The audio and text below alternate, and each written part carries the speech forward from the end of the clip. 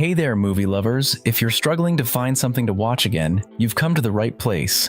Because today, I've got a genre-diverse selection for you in our What to Watch Tonight series. Hopefully, this list will help you pick a great film without wasting time, so you can spend more of it on other fun things. Make sure to save this playlist so you don't lose it, and drop your own suggestions in the comments. You never know, you might just help someone out. And of course, subscribe to keep getting fresh recommendations for movies and shows so you never have to wonder what to watch tonight again.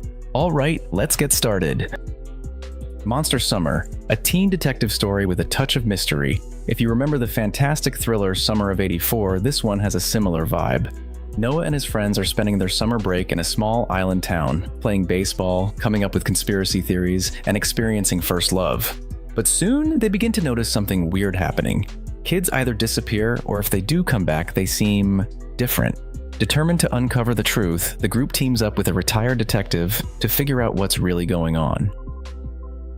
Next movie, Old, a sci-fi thriller that will make you appreciate every second of your life and remind you of the power of friendship and solidarity in the face of survival. The Kappa family takes their 2 kids on vacation to a luxurious seaside resort.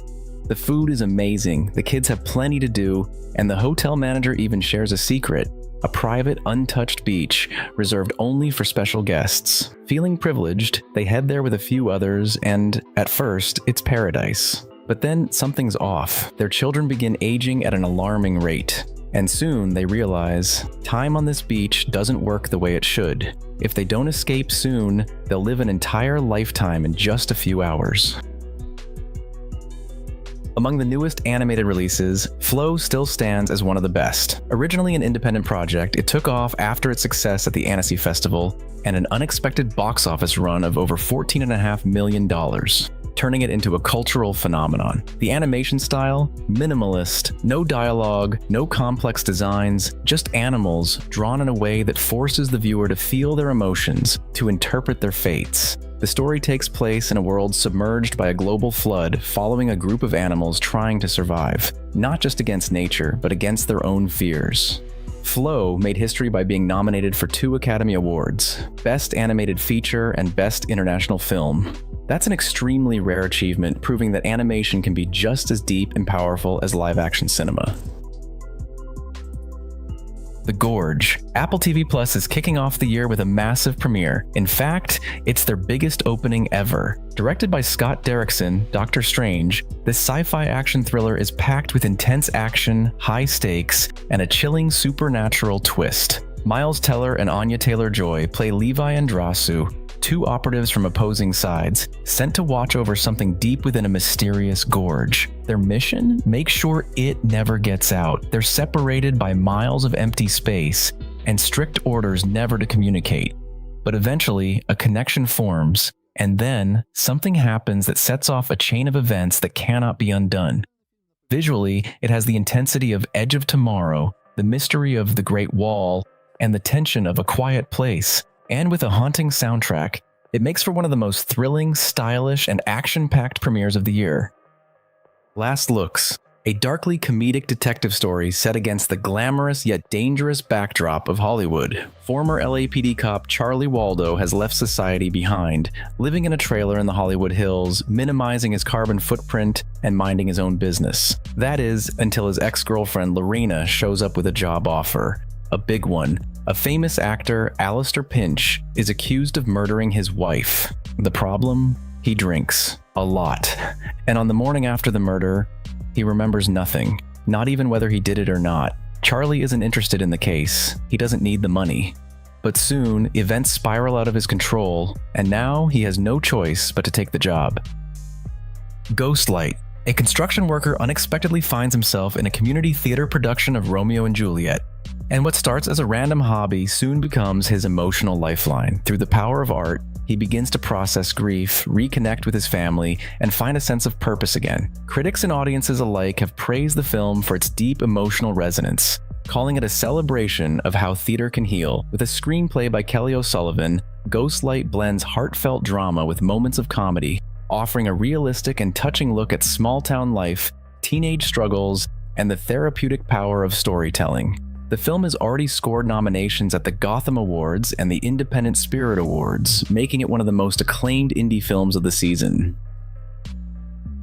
Wicked Part 1, an epic fantasy musical based on the beloved novel telling the origin story of two witches in the land of Oz. Meet Elphaba, a girl with green skin who will eventually become the Wicked Witch of the West. No spoilers, it's kind of the whole point. And Glinda, beautiful, ambitious, and destined to be the Good Witch of the North. At its core, Wicked is a story of friendship, rivalry, and a fight against tyranny as the people of Oz are manipulated into fearing Elphaba by a certain someone, the Wizard. 57 Seconds, a sci-fi thriller based on a short story by Edwin Tubb that paints a chilling picture of how future technology could disrupt the pharmaceutical industry. Franklin Fox is a modest, honest guy trying to revolutionize medicine, exposing the dark secrets of Big Pharma. Then, he gets a rare chance to interview a tech visionary, Mr. Burrell, but during the event, an assassination attempt takes place, and Franklin accidentally stops it. In the chaos, he stumbles upon Burrell's ring, a device that can rewind time by 57 seconds. Instead of returning it, Franklin decides to use it for the greater good. But soon, he realizes that power comes with temptation and dangerous enemies. Watchmen Chapter 2, the final installment of the animated adaptation, dropped on February 17th, exclusively on Max. The first part had mixed reviews, but for die-hard fans of Alan Moore and Dave Gibbons' legendary comic, this is likely the most faithful adaptation yet. This chapter picks up with Rorschach's imprisonment, leading to the iconic climax, one that follows the original graphic novel, not Zack Snyder's version. As expected, Alan Moore himself probably isn't thrilled about another adaptation of his work, but fans, they're loving it. What you wish for. If you're into thrillers that'll make your skin crawl, this one's definitely going to be your jam. Here's the deal. Ryan's on the run from creditors and ends up in Latin America, where his chef buddy Jack is living the high life, cooking for the mega rich. Ryan's eating up some serious jealousy. He's a killer chef too, but his bank account's looking pretty sad. Jack drops a bombshell, confessing that catering to the whims of the wealthy isn't all glamour.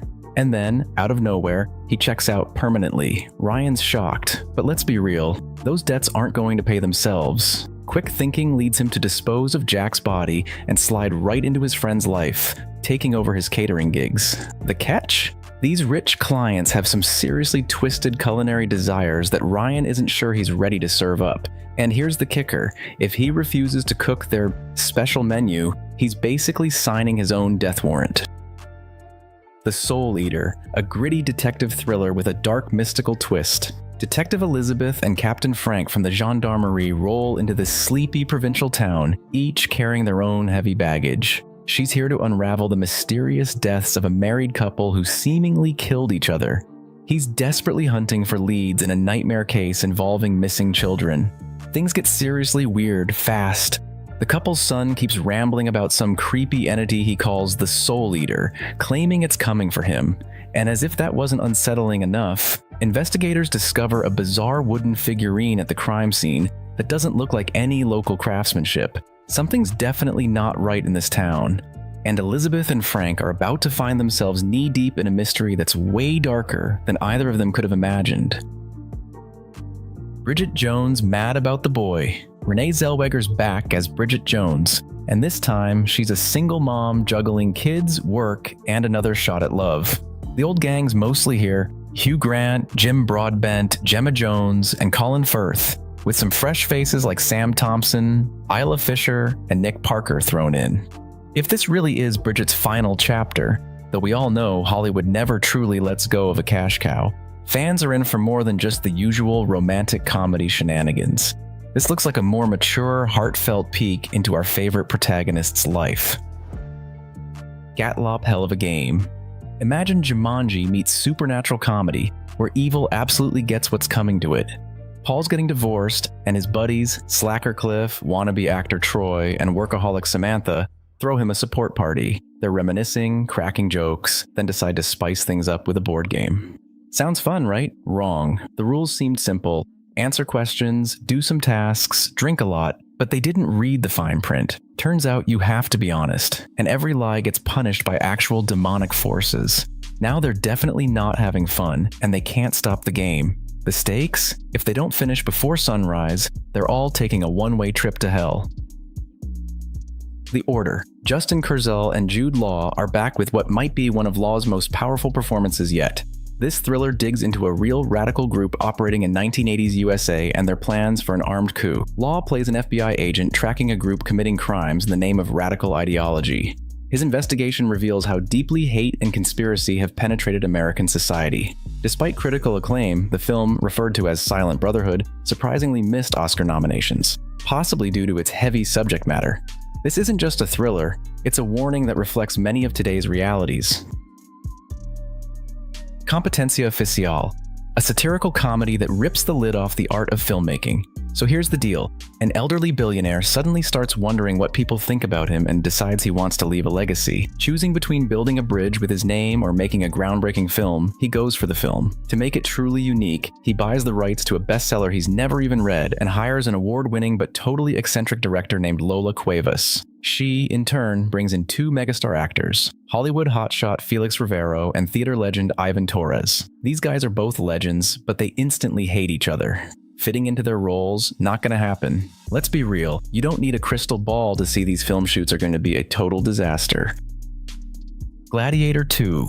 Ridley Scott's sequel has finally landed on streaming platforms. Paul Mescal takes on the lead role of Maximus's son, the character Russell Crowe originally played. Back in Rome, our hero gets tangled up in new intrigues and is burning with revenge. Early buzz suggested Scott might snag a directing nomination, but that didn't pan out. Still, given the original film's massive success, 5 Oscar wins, interest in the sequel remains high. The only slight buzzkill? Seems like Ridley might have forgotten he basically made the same movie 2 decades ago. But hey, who doesn't love a good gladiator battle? Daddio? Ever wanted to eavesdrop on an epic taxi ride through nighttime New York? Meet Girly, a programmer fresh from Oklahoma who hops into a cab heading home. Her personal life's been a bit of a fog, and her mood's been less than stellar. But then there's Clark, a chatty driver who's seen it all in 20 years behind the wheel. He quickly sizes her up like a pro. Word by word, Girly starts opening up, and suddenly this taxi driver becomes the world's best relationship therapist. Clark's gonna learn a thing or two as well, and by the end of the ride, they'll be comparing who's made more life mistakes. Talk about an unexpected journey. Kingdom of the Planet of the Apes. Decades after Caesar's reign, the apes have become the dominant species, split into multiple clans living in relative harmony. Humans?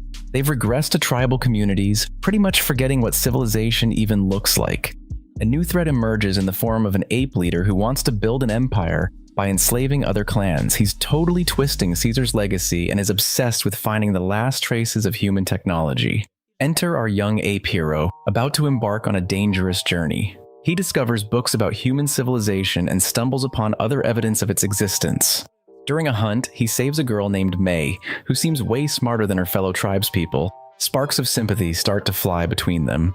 Now they're on the run, desperately trying to avoid the wrath of Proximus, the power-hungry ape leader who's basically the worst nightmare for anyone standing in his way.